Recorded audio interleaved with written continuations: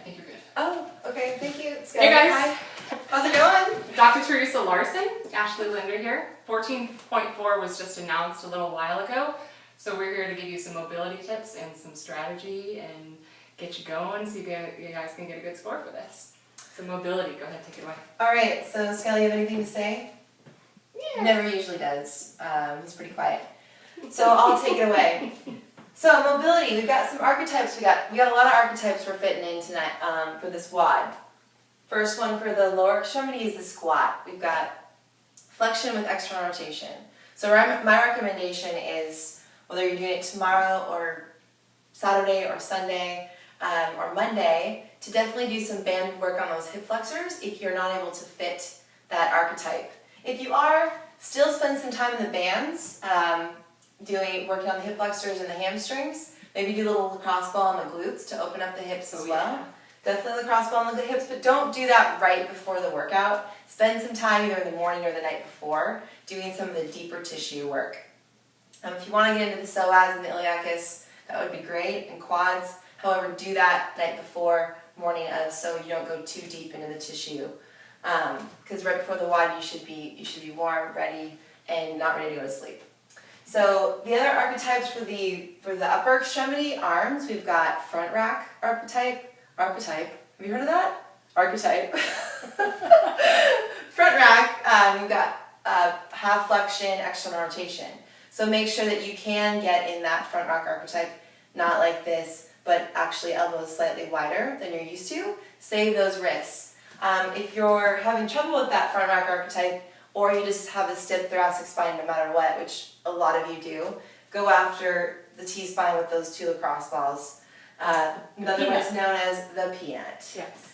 Now, you got also the overhead archetype, when you're doing wall balls and toes to bar, holding on the bar. And Ashley is going to definitely, she's the expert in that area, toes to bar. Oh, totally. Yeah, right? Absolutely. Yeah. So that overhead archetype, flexion, external rotation, being able to maintain that lock.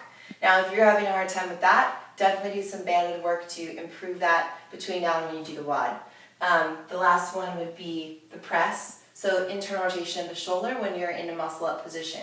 So you actually are changing positions. It's category 3 movement, going from flexion to external rotation to internal rotation, extension. So doing some kind of banded backpack work with your arms on the squat rack, trying to get that piece of internal rotation so you don't blow out your shoulder would be awesome.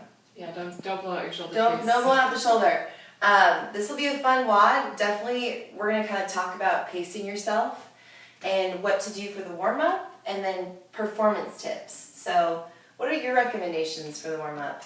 Warm up. So what I would do, don't go too hard with your warm up. 14 minutes is a long time. Also, this 60-calorie row is efficient for a warm up.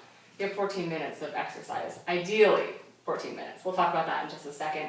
So for your warm up, go ahead and what I would do is go through each movement.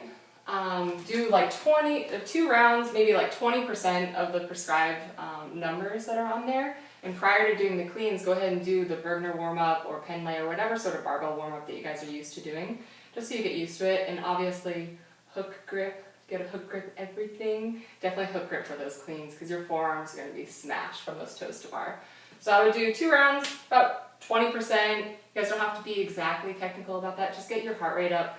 Know what you're going to be doing for those movements. And then for the start, anything else for warm-up? No, just give yourself time between the warm-up and the actual WOD. You know, rest a little bit. Give yourself a chance to rest 3 to 5 minutes and before you actually go into the WOD. So make sure the warm-up and the mobility is done. If you have a hard time with pieces of the warm-up, you just feel kind of sticky in some areas, definitely do a little bit of smashing or banded work, but nothing more than like 30 seconds to a minute. Cool. And then 3, 2, 1, go.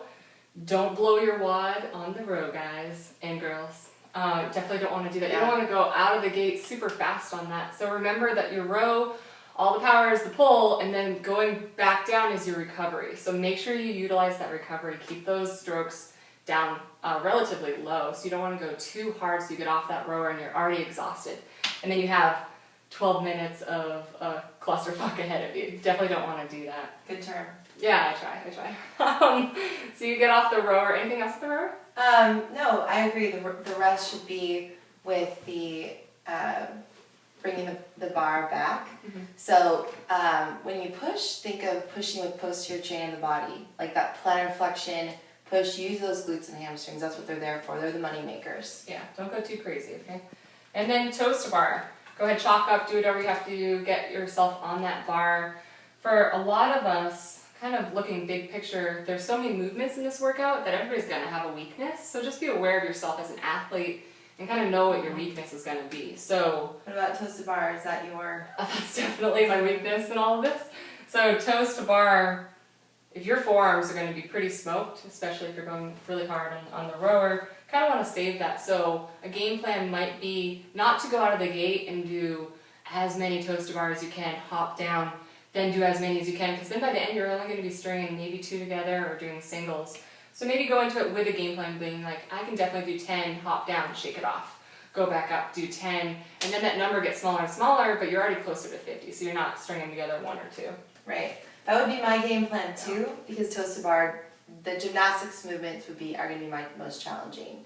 So I would need to preserve some of my upper extremity strength, even going into the wall balls. Yeah. And then enter the wall balls. Yeah, so wall balls, I tend to like this since I don't have to throw quite as far, being slightly tall. Skelly, you stand up straight. Really annoying. Okay, so the wall balls, what I would recommend is, again, making sure you fit into that flexion external rotation archetype, explode on the up, and as you're coming down, I want you to start descending as the ball comes down. So you don't wait for the ball to catch it and then come down. You are already descending in your squat and catching the ball at the bottom and exploding up, utilizing your glutes and your hamstrings. Really try to have a good quality squat in the wall balls, or else you're going to fry the crap out of your quads. Yeah, and so as that ball comes down, let it use that momentum to push you down further into your squat and then bounce right out of it and come right back up. Yes. All the power, it's all in your hips, right? All the power is in that quarter squat, throwing that ball up as high as you can, or to your 10-foot mark. It's 10 foot for females, right? I actually don't know. Okay, Last year let's was push it. 9. Last year was 9 I think feet. it's 10. Actually, 9. 9? 9 feet last year. It was like Oh god. a little jump shot. Okay. But the other thing about wall balls is the brace neutrals position. Try to, when you catch it, not to let the ball take you into a flex position, because it will fatigue your low back and smoke your upper body. So for pretty much you're going to be making out with that ball, right? You make out with that ball. Yeah. You Get make- comfy. Yeah. So when you're done with those, if you can do all 40 wall balls in a row, awesome. Kudos to you, but I wouldn't recommend doing it unless you can be really calm during it. So even me, I would take it halfway through, go ahead and shake my arms out, get some blood flowing, and then pick it back up. Okay. Cleans, hook grip like a mofo, right? Mm-hmm. You want to keep the bar as close to you as you possibly can. My suggestion would be to get as many strung together as you possibly can without going to your max. So if you're going to be